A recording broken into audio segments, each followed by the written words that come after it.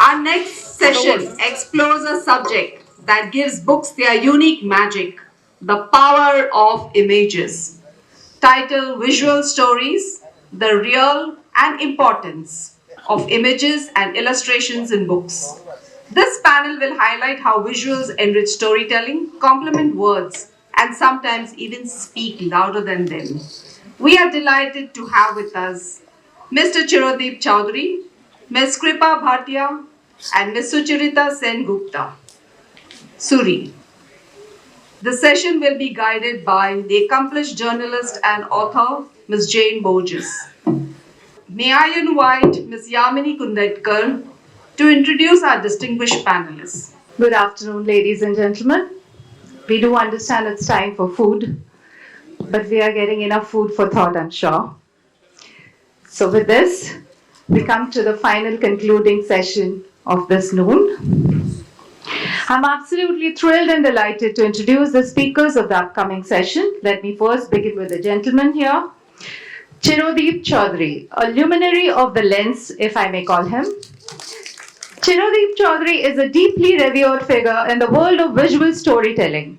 A celebrated photographer whose career spanning over 3 decades has masterfully navigated the terrains of photojournalism, documentary, and fine art. His trajectory through Indian media is distinguished. He honed his craft as a key member of the photography teams at the Sunday Observer and Outlook. Subsequently, rising to the lead, the design, and the photography departments of the Time Out India. Most recently, his vision illuminated the pages of National Geographic Traveler India, where he held the coveted position of editor of photography. Chaudhry's lens is marked by extraordinary breadth, encompassing documentary, industrial architectural, and portrait photography. Yet his most profound and enduring subject remains the majestic city of Mumbai. Through his acclaimed decades-long projects, he has meticulously documented the city's soul, resulting in internationally exhibited works like Seeing Time, Public Clocks of Bombay, The Commuters, In the City, A Library, and The One Rupee Entrepreneur. His striking photographs documenting Mumbai's rich agricultural heritage have become definitive visual records, gracing the pages of seminal books, including Bombay, the Cities Within, Fort Walks, Anchoring a City Line, A City's Legacy, the Indian Navy's Heritage in Mumbai, Bombay Then, Mumbai Now, and Bombay Meri Jaan. Beyond the urban metropolis, Chaudhry is also the author of the critically lauded A Village in Bengal, Photographs and an Essay, a 13-year-long intimate documentation of his ancestral village and its cherished 200-year-old Durga Puja tradition. Additionally, he co-authored with Great Truth and Regards the history of the typewriter in India, further showcasing his eclectic curiosity and depth as a chronicler. A big round of welcoming applause for Chirodeep Chaudhri, please. Thank you. Moving on to the illustrious and dignified ladies here, we have Kripa Bhatia. Kripa is an acclaimed award-winning illustrator of children's books based in Mumbai, whose evocative work is founded upon a unique blend of urban realism and grassroots engagement.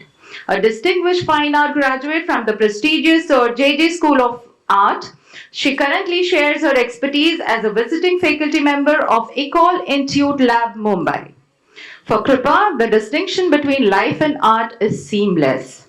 She views herself as a dedicated collector, gathering vivid impressions from the world around her, sights, sounds, textures, and even seemingly insignificant overlooked objects like broken buttons or discarded clock pieces. These diverse materials and observations are then meticulously woven into rich collages, journals, and miniature booklets. She beautifully encapsulates her philosophy by saying, even mundane and absolutely ordinary and lifeless objects can stir certain emotions and feelings, and thereby inspire us to write, create, and make art.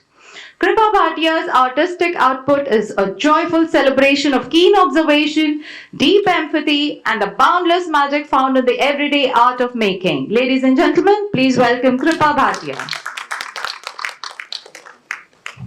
Thank you. Coming to the next speaker, Sucharita Sengupta Suri. Sucharita is an artist and communication designer. A graduate of the National Institute of Design, she has led her communication design studio for over 2 decades, specializing in film publicity design. Over the years, she has designed posters for more than 200 films, including iconic films like Kal Ho Na Ho, Rang De Basanti, and Delhi 6, as well as acclaimed Netflix series such as Trial by Fire, Scoop, and Jamtara. Her studio also worked closely with Disney, Amazon Prime, Sony, Zee, and Foxstar Studios, developing creative adaptations, marketing campaigns, and merchandises for the Indian market for international blockbusters like Avatar, X-Men, Life of Pi, and Ice Age. Alongside her design studio, Sucharita works closely with her husband in their self-publishing company, Twaga, where she has designed over 200 book covers, shaping the visual identity of numerous titles across genres. During the lockdown, she turned her focus to her personal art practice, building a body of whimsical, nature inspired work, collaborating with brands and publishers, and exhibiting her paintings nationally and internationally. She has illustrated picture books for young adults and children titles including The Enchanted Cottage with Ruskin Bond and most recently Sophie's Wildlife Adventure for the Elephant Family Foundation. Her art offers a glimpse into an imaginative world inspired by the beauty, oddities, and marvels of nature, reflecting her deep fascination with fables, folklore, and cabinets of curiosity. May I request a big round of applause for this illustrious panel, please? May I now request PP Govind to kindly introduce the moderator for the session, Ms. Jane Borges. Thank you, Yamini. It's my pleasure to introduce the moderator for this session, Jane Borges. Jane is a senior journalist, author, and oral historian. Her work has appeared in publications such as Mumbai Mirror, Sunday Midday, New Lines Magazine, Scroll, The Swaddle, The Asian Age, and Muscat Daily, among others. In 2022, Jane received the Red Ink Journalism Award. Jane's debut novel, Bombay Balchao, in 2019, I hope I've got the pronunciation right, Bombay Balchao, was shortlisted for the Sahitya Academy Yuva Puraskar and the Atta Galata Bangalore Literature Festival Book Prize. Jane also co-authored the non-fiction book Mafia Queens of Mumbai, Stories of Women from the Ganglands in 2011, a chapter of which was adapted beautifully into Sanjay Leela Bhansali's Bollywood film Gangubai Kathiawadi in 2022. Jane leads Soboykar, an oral history archive documenting the lives of Catholics who migrated from the Konkan to South Mumbai. This was in partnership with the Citizens Archive of India. In early 2025, Jane was the visiting Charles Wallace Fellow at the University of Stirling, Scotland.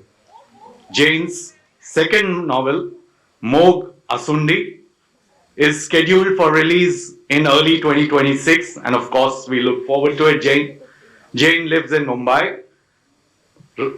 Loud round of applause for Jane. Thank you so much. And over to you. Yeah. Thank you. Good afternoon, everyone. It's the last session, and I hope we do not bore you all. But I'm so excited to be part of this discussion today. We have storytellers with us, really, 3 fabulous storytellers who tell stories in very different formats, because when you think about stories, you think about writing. But for me, story is about creating, and Chirodeep, Sucharita, and Kripa tell stories in different mediums. with Kripa and Sucharita, of course, your mediums almost like kind of collide. But from the three of you, I probably you can choose who wants to answer. But each of you works with images. I'd like to know from you all, and with different mediums, of course. But how would each of you define your practice? Maybe you can, Chirodeep, you want to start, or Mike?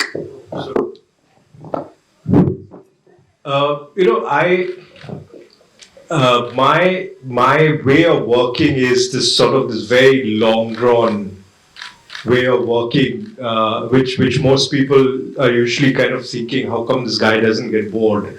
I sometimes I think it's really like, I was joking once and saying it's really like being a like a woodpecker, just slowly pecking away, over a very long period of time. I mean, I think that's really what my practice as a photographer is. And I'm saying this is very different from the practice that I have as a journalist. I mean, where it is, where you're working on smaller stories and things like that. But the other projects, which is more to do with photographing Bombay City, which is more immersive kind of work, which is more trying to look at your lived experiences of the city. I mean, that is like a really slow kind of process where, you're trying to peel away layers one at a time, build it one brick at a time. The narrative that one is trying to construct. Yeah? Thank you. Okay, so for the longest time, like he said, his journalism and photography. So for me also, for till lockdown, I have mostly been a graphic designer, where what defined my work was mostly clients' briefs. Okay, it was not the lesser my voice was out, the better it was. So the communication always had to be what the client had to say. So you say that my work should speak for me. For me, it was my work should speak for my client, right? And after lockdown, during the lockdown, in fact, I had my little voice, but it was in my sketchbook, which was in my bag, which was in my cupboard. But during lockdown, I started painting. I live in Warsaw, which is very close to the mangroves. And you won't believe, during the lockdown, I kind of documented 25 to 30 different birds which came to my windowsill. And I started painting. There was so much time and I started painting. And as I painted, I started seeing the form always encouraged me, but I started looking at beauty beyond the beautiful, so sometimes I would research and I would see people painting beautiful peacocks and tigers, but I somehow looked at a vulture, probably something like a Nepenthes plant, which is a carnivorous plant, and I would see the beauty in that, which I felt that not many people were seeing unless you show it to them in a certain way. So that kind of intrigued me, and my art became like a amalgamation of reality and imagination put together.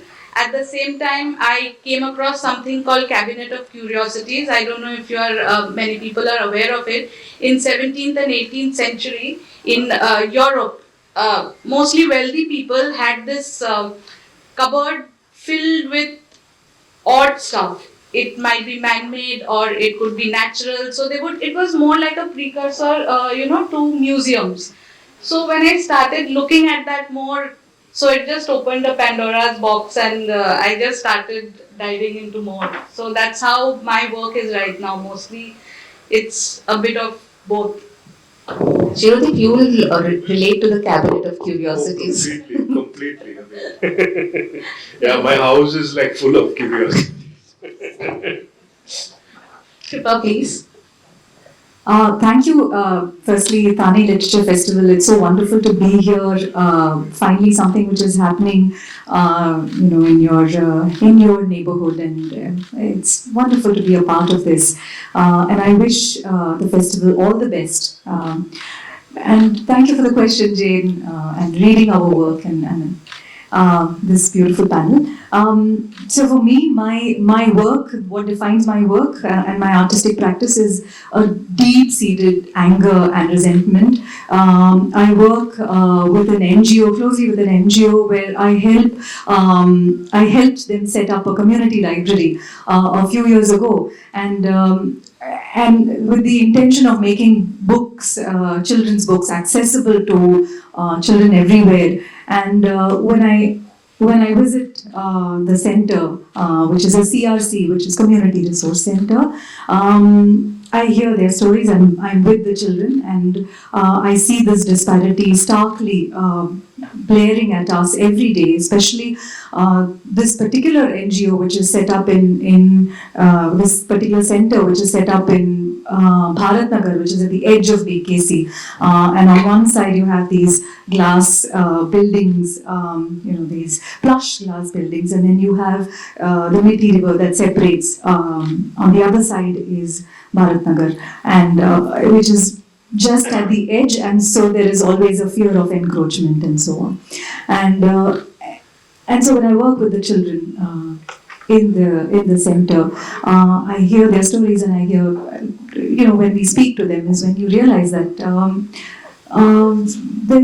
their voices are not heard, and that's where the stories come from, and that's where the art comes from, to talk about the marginalized, to represent the underrepresented. Thank you for this, Kripa. I think we all have very, very different practices here, but like I said at the beginning, we're all storytellers in a way. I work with text. Chirodeep, you also like working with text, with your images. But what draws the three of you to a visual, like when you talk about a visual story, why do you all choose the visual medium as opposed to sound or text? What is it that appeals to you? Okay. I wish I could express myself equally through sound and text. I really miss doing that. But for me, I think it's just a matter of exposure. I am not a big believer in having, like, you're very talented and you work on something, and so it's just that my exposure since childhood has been very visual. So I think that kind of merged into what I am today, and I'm most comfortable doing that. It's not that I don't want to do it in the other two mediums, but I'm most comfortable doing it in this medium. So, say for example, I almost see music. When I'm hearing a music, there's always a visual happening. When I'm reading a text, I'm almost imagining it like a film rather than, deciphering the letters in there. So I think it's just happened because I had put more energy towards it at a certain point of time, and I'm used to it. But I would love to, communicate and express myself. Music, I don't know if I can at all, but text, I'll try to probably. Thank you.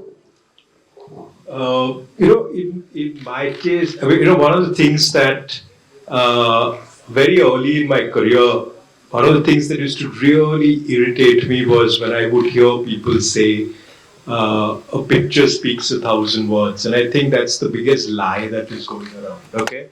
I think you have to make pictures speak. I don't think pictures speak on their own, okay? So, I think we need to understand how visual communication happens, and therefore, there are certain kind of approaches that you work with where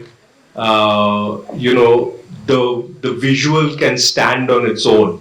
There could be other approaches where you might need text to kind of to support it, because the visual may not be saying everything. I mean, so I think I found over time that I think it became important that I at least I don't have to write myself. I mean, I have friends who are very, very accomplished writers. So I have no delusions about, me writing well or something. But the thing is, having seen them work, having read their works, I know and I'm aware of, I mean, what good writing would be. And I think having hung out with them and stuff like that, I mean, I think what it has done is it has, I think there's been some sort of, maybe one has imbibed little things. I can see that my writing over the years has kind of changed. I like to believe it's become better. Okay, but that's what I'm saying. I mean, I think I was never averse to the idea of using words along with images. It was just that I was less capable at one point. So my capabilities have gone up. I think I'm able to conceptualize projects in a way where I think words can play more important roles. I'm also able to, I think the other thing is, I'm at least able to create the structure, and then I can, let's say, approach somebody like you and say, as a writer, say, look, this is what do you think you could improve upon it? It's something which earlier I found myself incapable of doing, right? I mean, so I think that's kind of changed. That's the way I look at text today when I'm working with it. It's very interesting that you say that. Just one more thing I wanted to say, that I like how you said that why visuals. Because throughout my career also, I had this need to tell the story in one visual. As a poster designer, I can't tell the whole story. I just have that one frame to tell that story, right? So, and that's how I see my art also. Like, it's a different thing when it's a picture book, but when you're seeing a piece of art, it's one thing. And the emotion that you want to get out of the viewer, everything needs to be told in one frame. And that is what I find very positively challenging, and I want to do it again and again. I have a question that I want to ask, but maybe we get Kripa to answer this and then we can. I just build on Chiro and Sucharita. So I think visual storytelling is kind of something which takes a backseat in our schools. We are only doing the walk, talk, and chalk method of learning, where visual intelligence is rarely actually tapped on in our schools. I strongly believe that when a child comes first to the classroom at the age of 3 or 4, the teacher rudely assumes that the child is not literate, but the child is already visually so literate. And so we rarely tapping into the visual intelligence of children and people. And I think that's why art comes to our rescue. And art is, of course, art made the world, and art is the first form of communication that humans once used. It's very interesting you say that. And like you were talking about the frame and like that one piece of art that kind of defines everything that's going through your head. I would need pages for that. And you say it is positively challenging. I would like to know a bit about that process from the three of you. This positively challenging process. It would be really, really interesting. Well, you want to start? Okay. So my process really, I mean, it starts. It's difficult to say if there's one way that things really start, right? I mean, for instance, there could be various triggers. Okay, but I think the most important thing is that it's what I like to say. I mean, you keep your mind fallow, right? I mean, you kind of constantly keeping the mind ready for that trigger when it has to happen. What I'm trying to say is, like, for instance, so I'm reading the newspaper daily. I'm moving around. I'm looking. I'm talking to people. I'm kind of reading books. I'm watching movies. All of these things are happening, and I remember this is for instance, this project which my friend Jerry Pinto and I had done some years back. Jerry and I, we used to travel a lot together. One of the things that we would talk about, and I'm not saying it was something that was specific to us, but I think it was the general narrative, which is that, say, and it may be relevant in this forum, which is that say people have stopped reading books, so their kind of reading has diminished as a habit. Now we would talk about it, we would lament, all that would happen, the usual stuff. Now, how does that kind of translate into anything? Okay, I remember it had led to actually two interesting bodies of work. One which was a much bigger body of work, which is, I remember Jerry was on the board of trustees of a library called the People's Free Reading Room and Library at Metro Cinema. And we were meeting and he was grumbling about something, and he mentioned the library, and I said, but what are you doing there? And he said, I'm on their board of trustees. My first question to him was, do you think I could come there and shoot? Okay. And he said, yeah, but I mean, you've been there, it's a grand library, I mean, lovely interiors, old furniture, marble statues, this, that. I said, no, that's not what I'm interested in. I want to come and photograph the books. To which he was initially a little perplexed. But then I think Jerry has known me long enough to kind of see where this was coming from. Our common interest in vintage books, illustrated books, and all of that. Over the next 3.5 years, we would kind of go to the library, pull out books from there. And so what I shot over 3 years was essentially damaged, decaying books. Okay, which was sort of crumbling, as they say, you try to turn a page and it's crumbling in your hands. And what we were essentially doing was we were photographing neglect. What happens when knowledge is forgotten? That's what it became. So years of conversation, okay, us cribbing, lamenting as writers, as producers of books, people who have been in this business of books, it kind of came down to that, okay? There was another idea that this had kind of triggered, but it was a little earlier, when the Lit Fest that happens at NCPA, when that was happening, Jerry once actually said, the very first edition, they were actually supposed to do a commemorative book. And Jerry told me, Mr. Dharkar was asking, would you contribute something? And I'm like, I don't know what I'm going to contribute, but let's think, blah, blah. And Jerry kind of said, what if you do pictures of people reading? And I remember this is how the conversation went. I'm like, we are saying you have lit fests big as a response to the fact that people aren't reading. Okay? I'm doing pictures of people reading in random places, Asiatic ke CD pe, bus stop pe, train mein, and all. It's not adding up.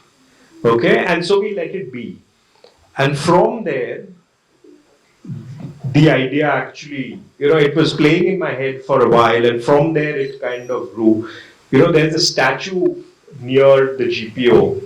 It's a drinking water fountain. On top of it, there's a boy who's reading a book. It's a very famous Bombay landmark, okay? And I remember doing a picture of that, noticing that because this was going around in my head, noticing that, and which then led to this whole other observation of old statues all over Bombay, where Bombay luminaries of a certain time are posing with books, which led to this whole questioning that obviously knowledge mattered, the intellect mattered, so therefore a Dadabhai Nauroji would be photographed holding a book.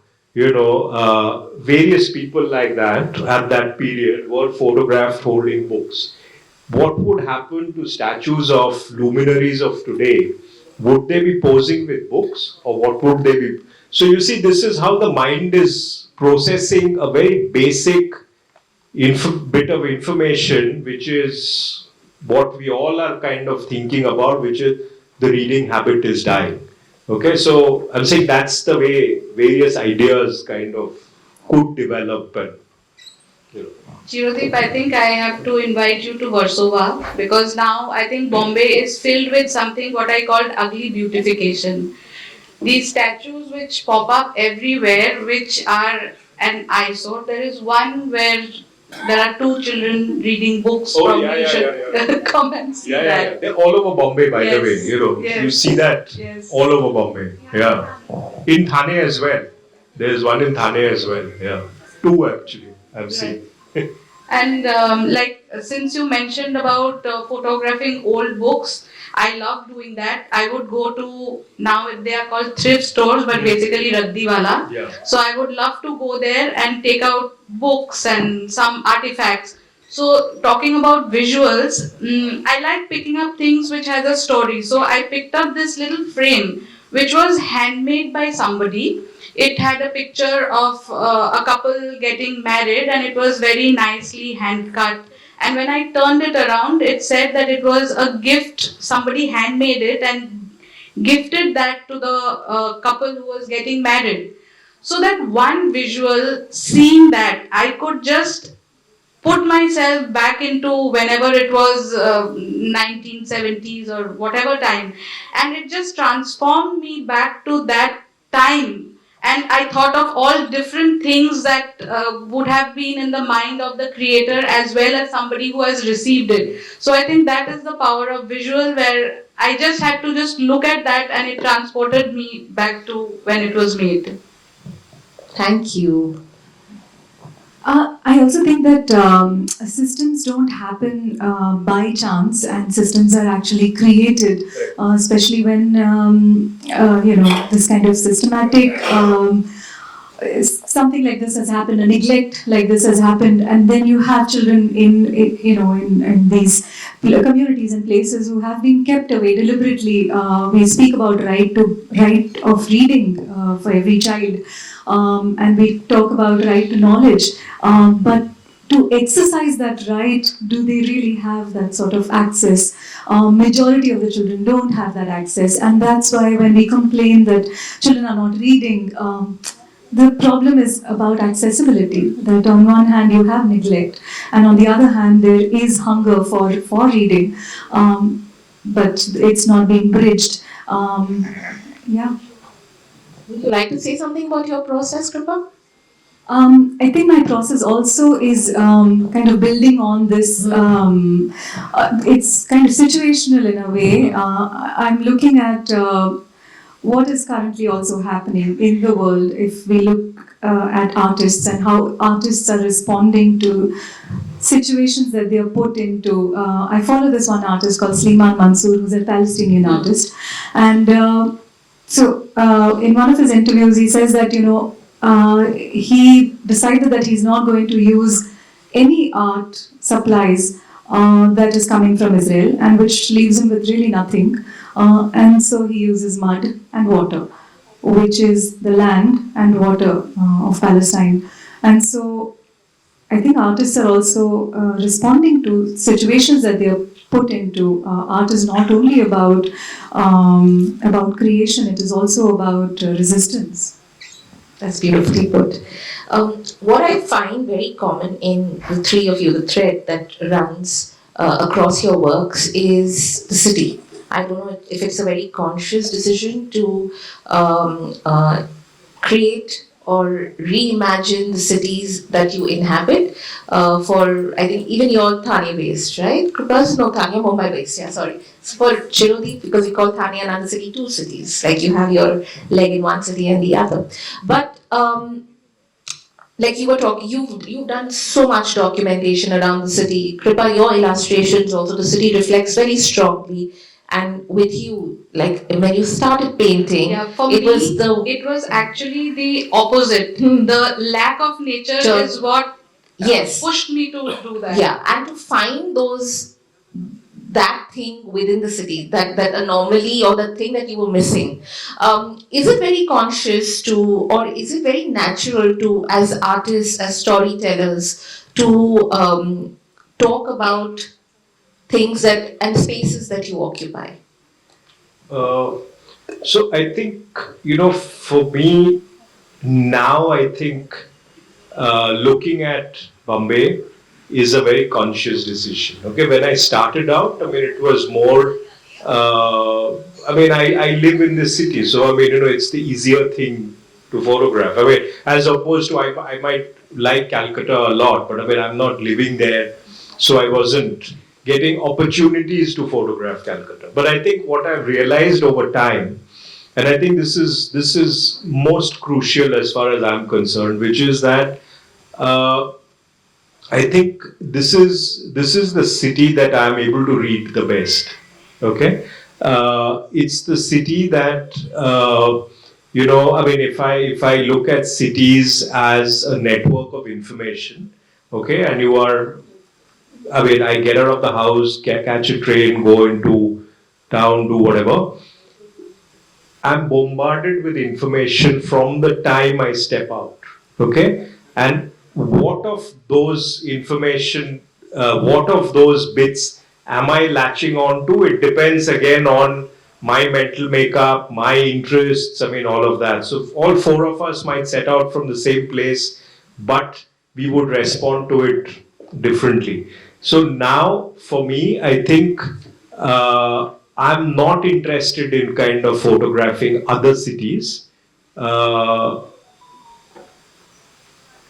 the way that I'm kind of photographing Bombay. I mean, not sure. I mean, if it's an assignment, somebody sends me and says, okay, go and photograph the lanes and bylanes of Lucknow, that's a different thing. But I think I will always be the outsider in Lucknow, right? I mean, in Bombay, I'm not the outsider. I'm the insider, and I think that I think comes with a huge amount of responsibility. This kind of very new, I think the portraits that I'm able to create of Bombay are nuanced portraits of Bombay, right? I mean, I think they are nuanced portraits of Bombay, and they can only be done if I'm living in this city. I don't think you could have done it otherwise. Like, I remember I was working on this project once called The 1 Rupee Entrepreneur, which had actually, where I was photographing, those coin operated phones that you get, those red plastic boxes. You don't see them as much now. I mean, but there was a time when I those years, I think early 2000, 2004, 5, 6, that kind of thing, they were everywhere. Okay, and it was actually a way I was using that phone as a device to explore the idea of entrepreneurial spirit in Bombay. Okay, I'm not going to explaining all that now, but the point is, I mean, there was a guy, this photographer from France who was here, and one day the two of us were exploring, and he got very excited looking at those because for him it was kitsch. It was Indian kitsch. Okay, the way those shops, the display in the shops and all that, and in the middle of it, this red phone. Big red phone. Yeah, Yeah. so some hand painted signage and all that. So the thing is, how we are reading the city, he could never see that as something about enterprise, but the fact that it's kept on a little folding stool outside a shop which is occupying 1 square foot of space, without actually having to pay rent for that 1 square foot of space, is a way in which my lived experience of Bombay allows me to read that little bit of information. Whereas this guy obviously is not expected to be able to read it that way. So in my head, I mean, my interest now, let's say the last 20 years, it's become a very conscious decision where I want to kind of photograph this city itself, because this is the city I know, this is the city I live, and I can continue to read it with more and more depth as I go along. Thank you. Good answer, Chirodeep. Yeah. Kripa, Sucharita? So yeah, absolutely. Like you portray where you live the best, right? But how you see it totally depends on the person who's seeing it. Me and my 15-year-old son see Bombay, Mumbai very differently. I go out looking at the plants wherever they are. Whereas my son sees only supercars. So that's what he goes and photographs, videographs. So that's how he sees Bombay. So even if you are in a place, how you perceive it is very personal. And how you then portray it is again the way you look at it. I agree, and I also want to add to that, apart from these two that I can build on, but adding to that is that when I walk around the city, I'm also thinking, whose city is this? And so, looking at all the visuals that surround us, we are permeated with visual culture, and so we also see systematically that. A certain kind of community or a certain people are always represented, and there are others who are kept out of the and deliberately pushed in the margin. And so it has become a conscious attempt from my end to bring those faces and those portraits in my art, and I can also link that with what you write, Jane, because you also write about your community that you belong to. In Bobby Balchao is also talking about a community that which is not often projected, as something which is a part of Bombay. Would you like to talk about that? You want me, you will ask me. No, but it's for me also. I think as a journalist, it's always been this curious nature about telling how can you tell the same story about a city differently. And like you said, there are some very visible markers, and you see when you think about Mumbai, you will see a Marine Drive, you'll see a Gateway of India, and that is the visual that people relate Bombay with. And I was recently in Scotland, for instance, and when I was speaking about writing my second novel is also about my community, and I was speaking about the Catholic community. For the people in Scotland, the idea of a Catholic community or for a girl called Jane Borges also felt like an anomaly. You don't sound Indian, you look Indian. And even my idea of Catholicism is so Indian from their idea of Catholicism, right? Because I was speaking about it so vociferously, like I am a Catholic girl from Bombay, but their religion it's not personal, it's also so complicated because in Scotland, they have this war going on about Protestants versus Catholics for centuries. So you do not voice that out without expecting confrontation, right? And for me, Catholicism is community because I think in Bombay we have so many different kinds of people inhabiting the city. I think if I say I'm Catholic or you say you're Bengali, it's a way of it's not an identity marker. It's just a way of it's a different space that we occupy in the city. I saw very little of my community being represented in conversations. But the more I delved, I felt like we were also very much instrumental in shaping, making, building, creating the city. And a very, very visible marker of this is the many churches you will see in South Bombay, for instance. Every second lane, every 500 meters, there's a church. It's another thing that there are not enough Christians to fill the church. And that is why the migration project happened, because I thought, if there are that many churches, there must have been a need for it. It was just not somebody felt like I have the money, let's build the church. But there was a need for it at some point in time in the city. And which is why you had a church every few, every few meters. And that conversation really triggered the migration project that I did. It has also eventually led to me working on the next novel, because I feel that we need to tell our stories more. And it's not a particular kind of story. Everyone should work on telling their stories and putting it out there so that you get to understand this large and beautiful city as it is. So I think that it comes from that space. And also idea of representation, because we are in a space where I can tell the story, I should be able to tell that story more confidently without hesitating. I also want to just give a small example of this, where I started something called as the Burkha project, where I being somebody who belongs I to remember that. It's a lovely project, yes.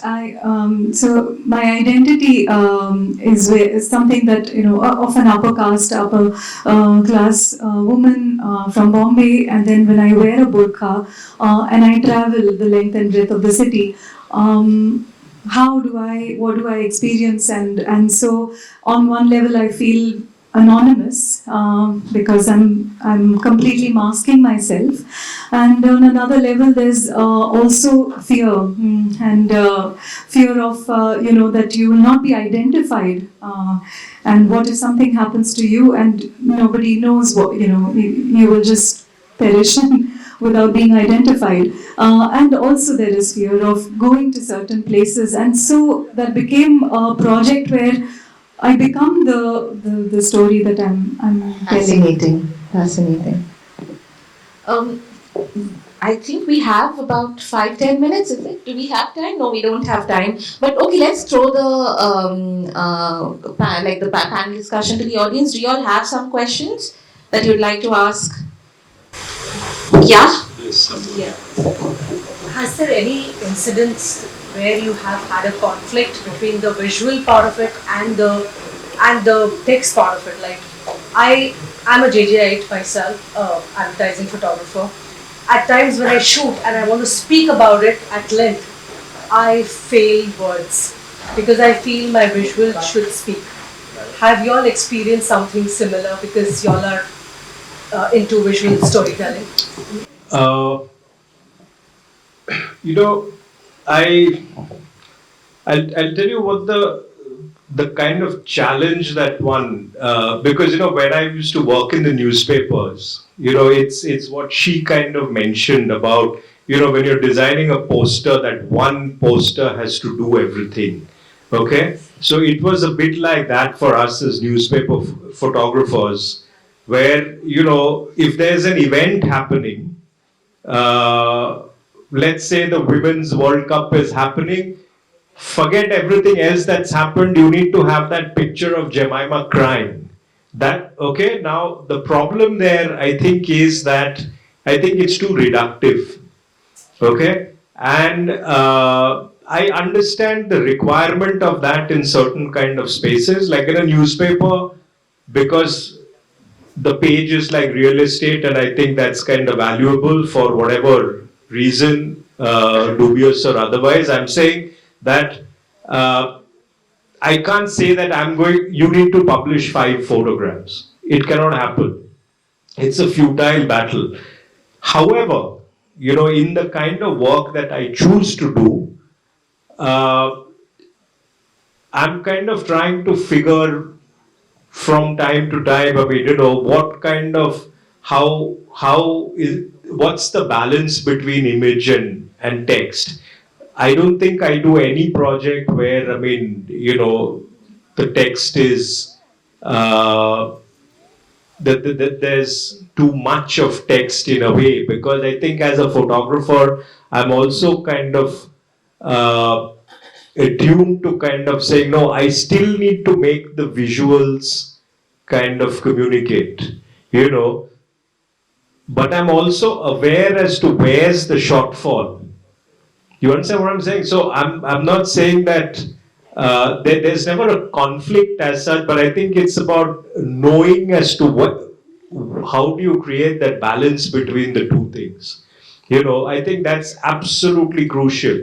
It's like, I'm assuming if, say, she's doing a poster for a film, she can't say, oh, I'm not going to put the name of the title of the film. You know what I'm saying? So you need to figure out what's the balance. Is there going to be other text? What is the text? So I don't think it's a conflict at all. I think it's about balance and kind of,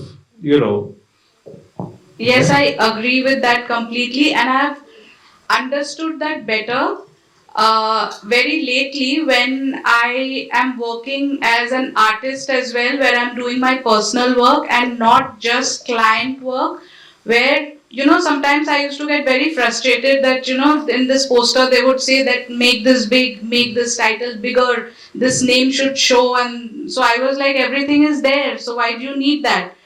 But now that I'm an artist and sometimes I do have to market myself, right? With so I understand what they were going through when they had a requirement for a text for a certain issue or anything, why they wanted something to accompany just the visual. So I think the balance is the right thing, and we have to figure that out in whichever way we could for a project. Yeah, and I'm also saying, I mean, the important thing is to understand the function of each of these things. I mean, so if I'm say, that thing which I mentioned about those statues of people reading, right? There is no point in saying, so that statue of Dadabai Nauroji posing with book, statue of Lokmanya Tilak standing with book, that's kind of irrelevant text. What is the text kind of in that? So I remember, you were exploring ideas in that text that I had written, which was about what kind of what would the future leaders, in India, how would they be projected? For instance, I remember, that was a time when Mayavati was erecting her own statues, and Mayavati was known to be reasonably corrupt. So, I mean, it kind of made sense to say, Mayavati is posing with her handbag. You know what I mean? I mean, she certainly wasn't posing with a book. So I'm saying it's about understanding what is the text saying. It doesn't have to be exactly what's there in the photograph. I mean, it's also very basic of, like, say, newspaper caption writing, right? I mean, what is the information that is not contained in the image, that you're kind of Also, I'll filling the just gap. tell you, when you mentioned about photographing old books, right? If I would have seen that photograph, I could have imagined, I wouldn't have known that he wanted to portray negligence when he's showing those images of books. I could have had my own interpretation. So that one word, negligence, really helped me see those photographs through that lens that he wanted us to see it. So I think it's not because you're steering the narrative in a way, right? I mean, which the visual on its own is open to interpretation, but the words are kind of steering it in a certain way. Yes. Yeah, I have a question for Kripa. Like, we grew up reading Amar Chitra Katha, so that was the visual stories that really interested us, so that ancient. But nowadays, what are children reading and what are they interested, since you're working on children's books, pictures? And with so much of digital heroes going around, cartoon heroes and all that. So what is it that really is exciting children nowadays? I just very curious about it. So the two kinds of books that we curate in our community library are, one is mirror books and one is window books. So the mirror books are the kind of books that mirror their personality, the place that they come from, the communities that they belong to, that they can relate with, the characters that they are reading, that they can relate with. And window books are window into the world. That sort of enable them to read about other cultures, children everywhere else, and all that is happening in the world, and so on.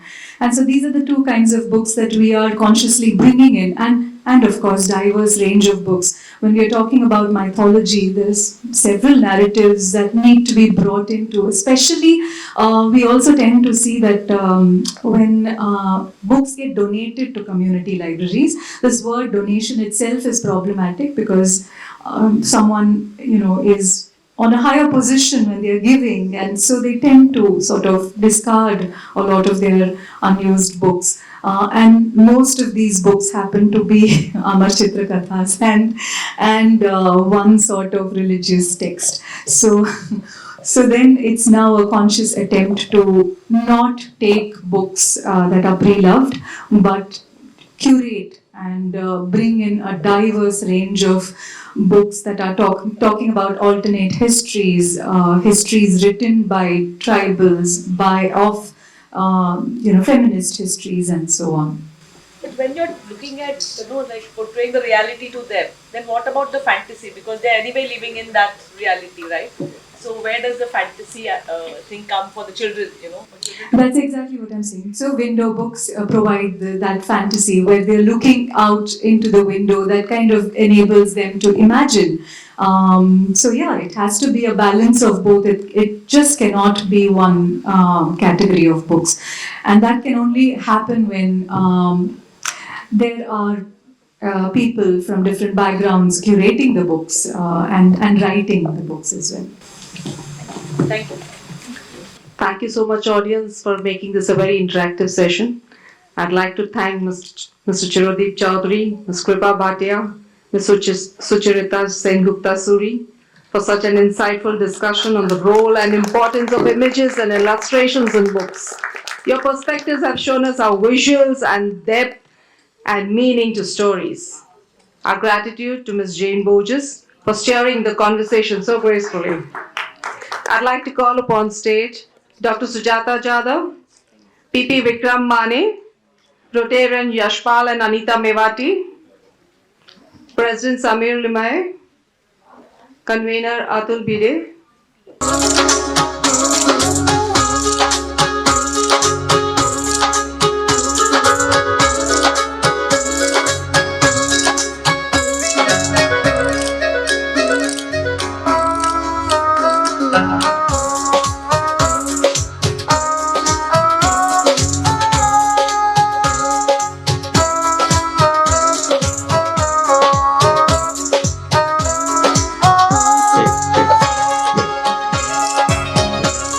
Hello.